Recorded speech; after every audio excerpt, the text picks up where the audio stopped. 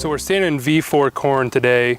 How do we know that's V4 corn, Ryan? What are you looking at here? You know, we're really looking at the collars. We go by the collar method in most Wisconsin. There's other methods, but we use the collar method. So basically, we're the number of leaves that have a collar at the stem. So here is an example of a collar there. Yep. We count those up the plant. So 1, 2, 3, 4. Got 4 collars. That's V4 corn. You know, hybrids can vary a little bit in height. So we're going away from the height. We're really going off from the number of collars, the actual true growth. You know? Okay. You know, it really comes down to, you know, what's going on in that plant. Yep. As we start getting later in that height.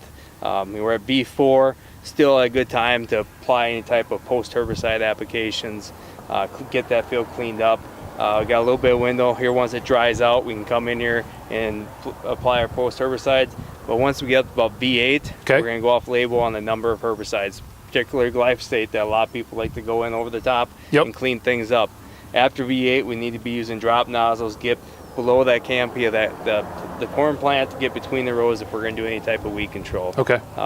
Applying after V8 will have a negative impact on the yield because there's developing kernels on that plant that aren't resistant, and it can uptake that glyphosate and actually kill off those seeds. You can see up to a 25% reduction in the kernels, and that impacts roughly up to 25% in the yield reduction. Wow. Okay.